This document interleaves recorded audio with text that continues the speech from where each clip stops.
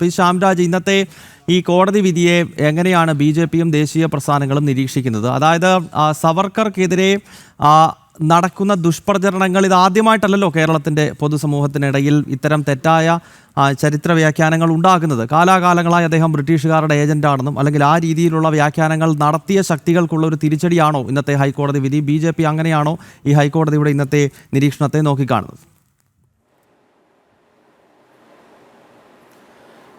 നോക്കൂ, ഇതിനകത്ത് കേവലം ഒരു കേസിൽ ഒരു അധ്യാപകന് ജാമ്യം കിട്ടി എന്നുള്ളതല്ല. ഈ ഇടത്, അതോടൊപ്പം തന്നെ കോൺഗ്രസ്, ഇടതെന്ന് വെച്ചാൽ കോൺഗ്രസിനകത്തെ ഇടതും അവർ പൊക്കിക്കെട്ടിയ വലിയൊരു അജണ്ട, അല്ലെങ്കിൽ അത് പൊളിഞ്ഞടങ്ങിപ്പോയി എന്നുള്ളതും കൂടിയാണ്. ഒരു കാര്യത്തിൽ എനിക്ക് സന്തോഷമുണ്ട്. കാരണം ഈ ഒരു വിവാദം ഉണ്ടായതിനു ശേഷം സത്യത്തിൽ ആരാണ് സവർക്കർ എന്നും എന്താണ് അദ്ദേഹത്തിൻ്റെ കോൺട്രിബ്യൂഷൻ എന്നും കേരള സമൂഹം കൂടുതലായിട്ട് ചർച്ച ചെയ്തു.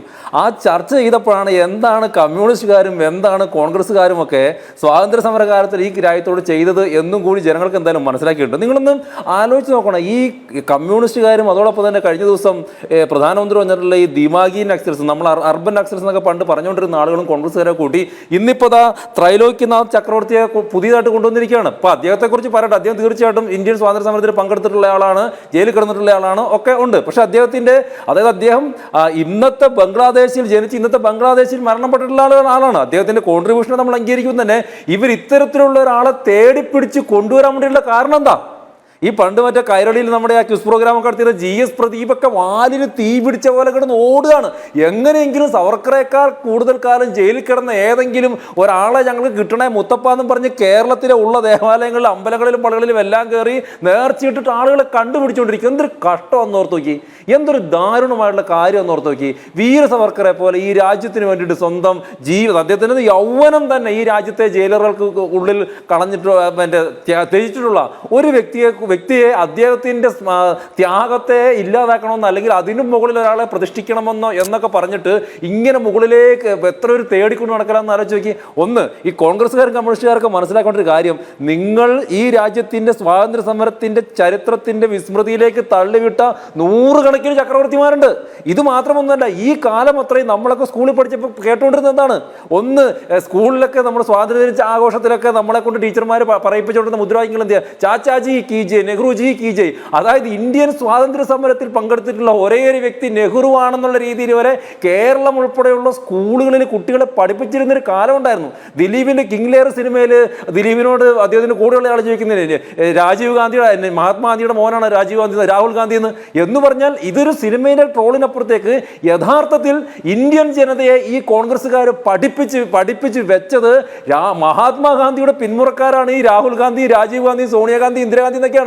അങ്ങനെ വരെ ചരിത്രത്തെ വളച്ചൊടിച്ച് പല പ്രധാനപ്പെട്ടുള്ള പല സ്വാതന്ത്ര്യ സമര സേനാനികളെയും വിസ്മൃതിയിലാഴ്ത്തിയ കോൺഗ്രസിന്റെയും അതോടൊപ്പം തന്നെ കമ്മ്യൂണിസ്റ്റ് പാർട്ടിയുടെയും എല്ലാം ആ വികലമായിട്ടുള്ള നടപടികൾ കേട്ട് നല്ല കൂടം കൊണ്ടുള്ള തലക്കടിയാണ് ഇന്ന് കിട്ടിയിട്ടുള്ളത്. അതാണ് ഞാൻ തുടക്കത്തിൽ പറഞ്ഞത്. കേവലമായിട്ടുള്ള ഏതെങ്കിലും ഒരു കേസിലെ ഒരു നടപടിക്ക് സ്റ്റേ എന്നുള്ളത് മാത്രമല്ല, ഇവർ സ്ഥാപിക്കാൻ വേണ്ടിയിട്ട് ശ്രമിച്ചിട്ടുള്ള അജണ്ടകളും നറേറ്റീവുകളും പൊളിഞ്ഞടങ്ങുന്ന കാര്യമാണ്. ഒരു കാര്യം കൂടി പറഞ്ഞിട്ട് ഞാൻ നിർത്താം. ഒന്ന്, ഈ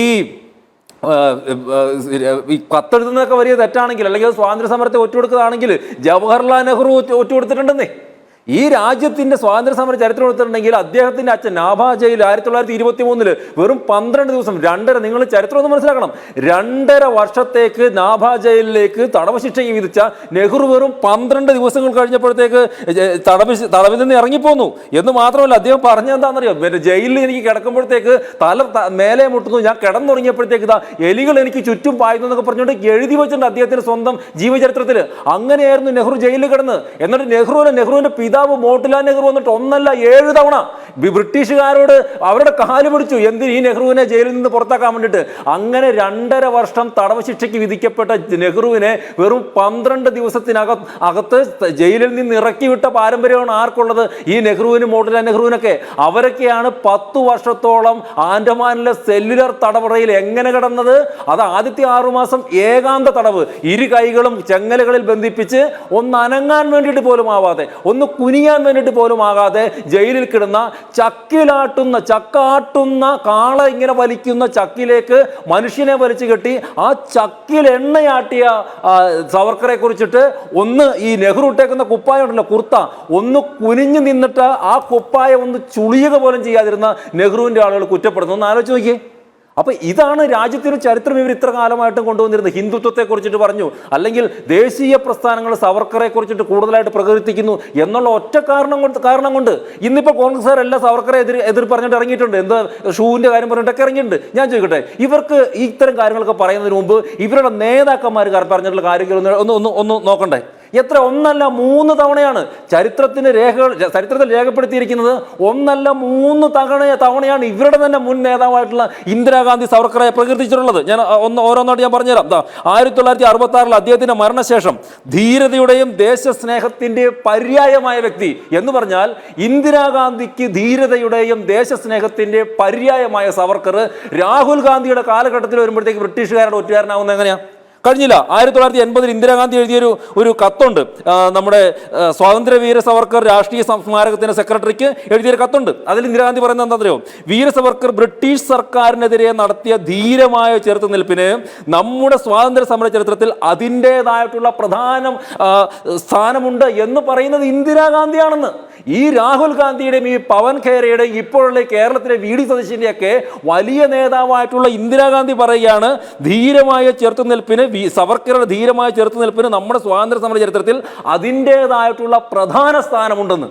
അപ്പൊ ഇങ്ങനെ ഇവരുടെ നേതാവ് തന്നെ പിന്നെ സ്റ്റാമ്പറക്കിയ കഥകളൊക്കെ നമ്മൾ ഇതിനു മുമ്പ് പറഞ്ഞിട്ടുണ്ട് അദ്ദേഹത്തിന്റെ സ്മരണയുമായിട്ട് ബന്ധപ്പെട്ട്. അപ്പൊ ഇങ്ങനെ ഇന്ദിരാഗാന്ധി പ്രകീർത്തിച്ച, കോൺഗ്രസ്സുകാർ പ്രകീർത്തിച്ച, കമ്മ്യൂണിസ്റ്റുകാർ പ്രകീർത്തിച്ചിരുന്ന EMSന്റെ കാര്യങ്ങൾ നമ്മൾ ഇതിനു മുമ്പ് ജനൻ ടിവിയിൽ തന്നെ ചർച്ച ചെയ്തിട്ടുണ്ട്. അദ്ദേഹത്തിന്റെ ഇന്ത്യൻ സ്വാതന്ത്ര്യ സമരമായിട്ട് എഴുതിയിട്ടുള്ള പുസ്തകത്തിൽ പരാമർശിച്ച് എഴുതിയിട്ടുണ്ട്. അങ്ങനെ ഈ രാജ്യത്തെ മുഴുവൻ ആളുകളും രാഷ്ട്രീയ പ്രസ്ഥാനത്തിൽ പെട്ടവരായിക്കോട്ടെ ആരെങ്കിലും ആയിക്കോട്ടെ ആ ആളുകൾ പ്രകീർത്തിച്ചിട്ടുള്ള സവർക്കറെ ഇന്ന് മറ്റൊരു തരത്തിലോട്ട് ആക്കാൻ വേണ്ടി ശ്രമിച്ച ആ ആളുകൾക്ക് കിട്ടിയിട്ടുള്ള അടിയാണ് സത്യത്തിൽ ഇന്നത്തെ ഈ കോടതിയുടെ നടപടി എന്ന് മാത്രമല്ല അത്തരത്തിലുള്ളൊരു ചോദ്യം വന്നതുപോലും, ഞാൻ അതിനെ അങ്ങനെയാണ് കാണുന്നത്, അത്തരത്തിലുള്ള ഒരു ചോദ്യം വന്നതുപോലും കേരളത്തിൽ വിവാദമായതുപോലും സവർക്കറെയും കോൺഗ്രസ്സുകാരനെയും കമ്മ്യൂണിസ്റ്റുകാരനെയും കൃത്യമായിട്ട് പഠിക്കാൻ വേണ്ടിയിട്ട് മലയാളിക്ക് കിട്ടിയിട്ടുള്ള അവസരമാണ്. ഞാനത് നന്നായി എന്ന് തന്നെ പറയത്തുള്ളൂ.